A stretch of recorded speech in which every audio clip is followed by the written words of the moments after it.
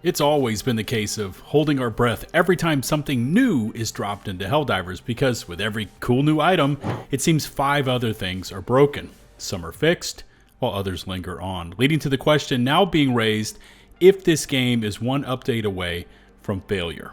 In case you're new here, please consider hitting subscribe. If you're on mobile, please take advantage of the swipe the hype function as it helps promote the video. Let's get this dive into Helldivers kicked off.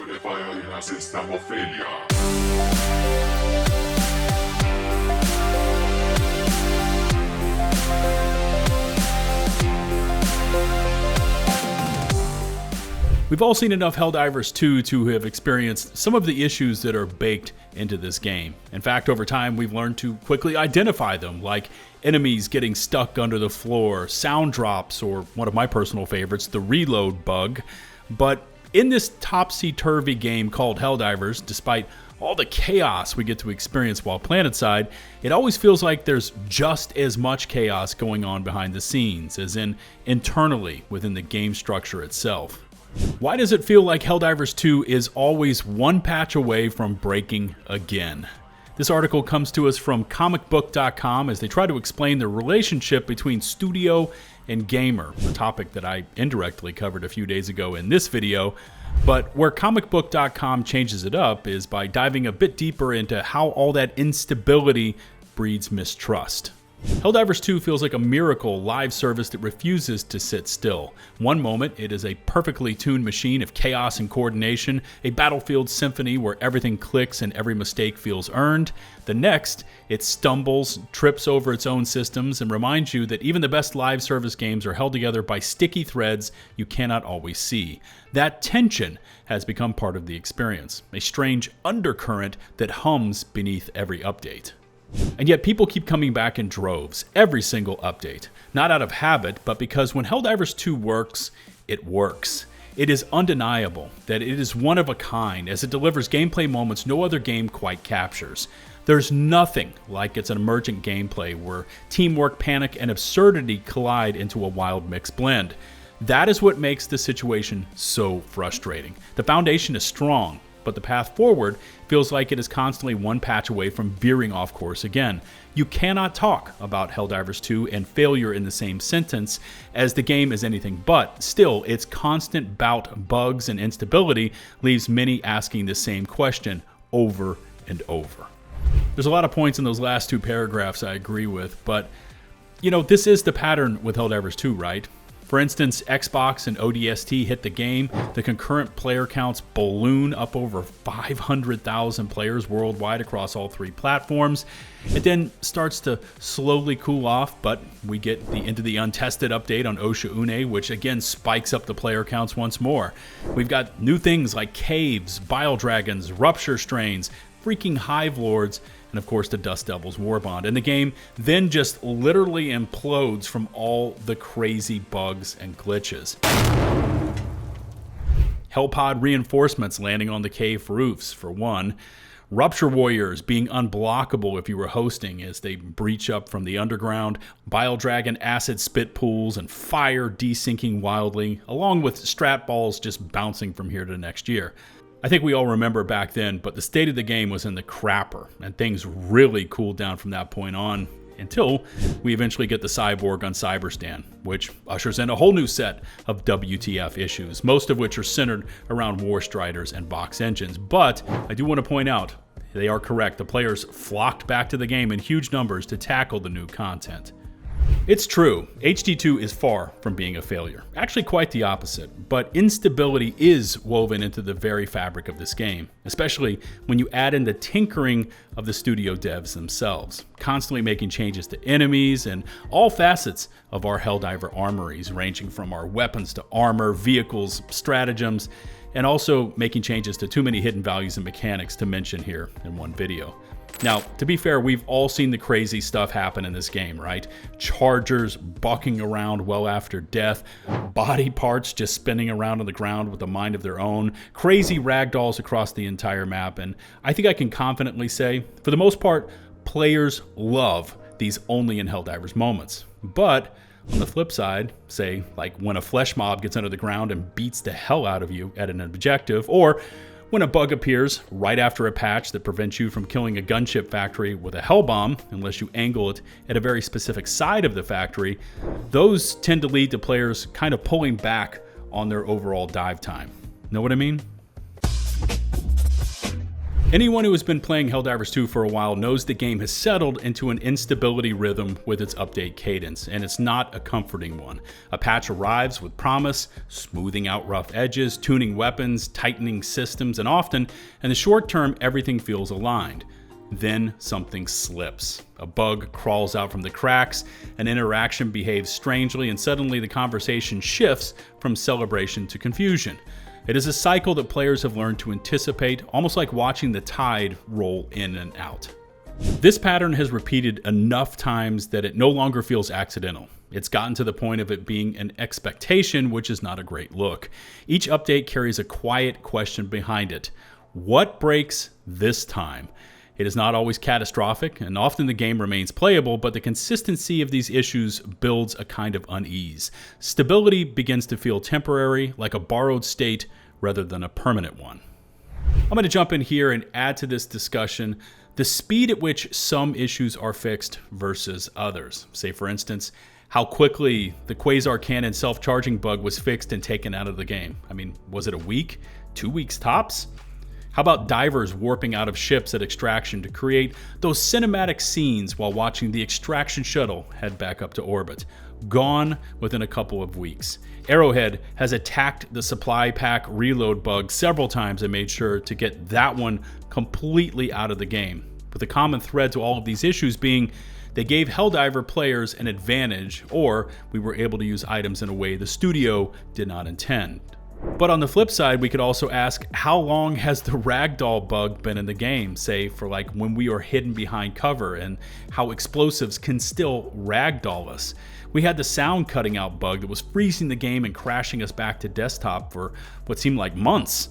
Players were hardlocking and being forced to reboot their PCs and so on. And those took what seemed like forever for Arrowhead to come to terms with. So I want to let you know I'm not dunking here on Helldivers. I think it's a well-known fact that I'm a hardcore diver for democracy, but as they say, the facts are the facts.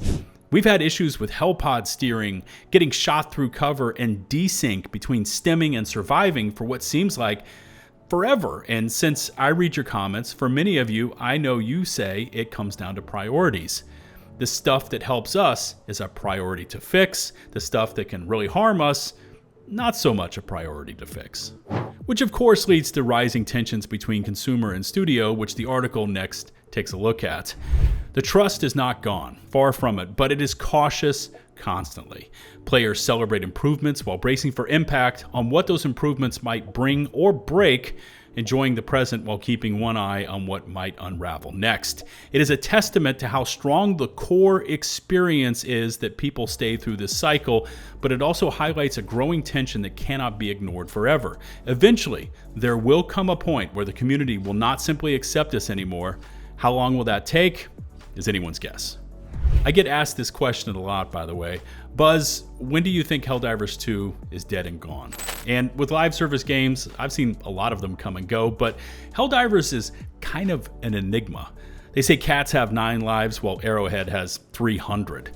In many respects, HD2 is a lot like another game I cover here on the channel, Ark. That community holds on update to update with the very tips of their fingernails, with much the same outlook as we see here in HD2, always asking how much will Studio Wildcard break and how long, if ever, will it take them to fix it. However, with Helldivers, we're at least lucky in that we don't have Snail Games doing its best to milk us for every last cent we have. But I wanted to let you know there's always going to be a point of no return for gamers, and all it takes is a few months, hell, it could take a few weeks of screwing around, and any studio can find itself without a player base and wondering where it all went wrong. Just ask People Can Fly about what they did with Outriders if you want proof of how quickly all that goodwill and momentum can come to a screeching halt. There's just a little bit more here from comicbook.com as they finish it up with this. Helldivers 2 thrives on chaos, and I think everyone who plays understands that quite well. This is its identity, its beating heart, the thing that makes every mission feel unpredictable. Enemies swarm from unexpected angles, plans collapse in spectacular fashion, and survival often comes down to quick thinking and a bit of luck. But there is a line, and sometimes the game crosses it. When enemies phase through walls, for example, or when players get trapped in debris with no way out, the illusion cracks and earned frustration with the game state begins to sink it. The feeling multiplies when these issues occur several times in a mission, or I'd like to interject, when an objective bugs out, forcing the squad to abandon the entire operation. Anyways, back to the article. Now imagine them occurring years from when they were first introduced with no fix in sight. This is not hypothetical. In Helldivers 2, enemies have been phasing through walls and debris for over a year now. This is the kind of chaos that feels broken, and it's a real problem to the game's overall stability and public outlook. Now, the lingering concern lives in whether or not Arrowhead is on top of this long-lingering instability. Not in the chaos of it itself, but in how easily it can tip into something unintended. Helldivers 2 is still standing strong, is still pulling players in, still delivering moments worth talking about, but when a game earns a reputation for being one patch away from breaking again and again and again, it plants a seed of doubt that grows quietly over time. The hope is that it becomes something players can trust, not something they have to second guess constantly. Alright, links to all of today's sources will be found down in the video description and pinned comment. And before we go any further, I'd like to ask, what are your thoughts on this article's statement that Helldivers is once again one patch away from breaking? Also, what is your official break point? I'm asking you personally that Arrowhead would have to cross for you to walk away from HD2 permanently. Because next we need to look at what can be done about these issues and if it will ever be done. Okay, so back in March, we finally got our first official Helldivers 2 roadmap, which for many was kind of a laugher, considering it showed what we had already been delivered in update 6.0 and 6.1, with only April and June's updates showing things that had not yet made it to the live game. And even then, there weren't specifics here. Still, I think these kind of roadmaps could be a really effective tool if they listed out a specific issue. For instance, again, flesh mobs no longer clipping into the terrain, fixed by, let's just say, hypothetically here, April.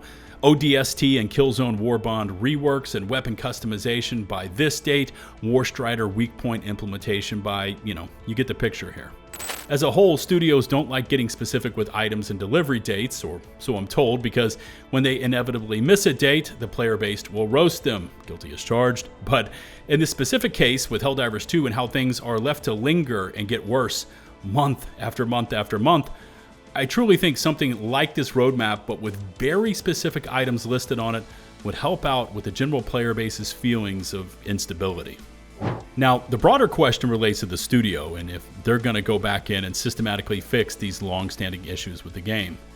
We've seen multiple posts from the studio's CEO, 𝗛𝗲𝗃𝗃𝗃𝗃, basically putting the question to the player base, do you want new content or do you want us to go back in and fix the old stuff? 8 months ago, 𝗛𝗲𝗃𝗃𝗃 was quoted saying, quote, "We know the game isn't in tip-top shape right now and that the Arrowhead devs were back from vacation at that point to 100% focus on bug fixing and optimization." Right.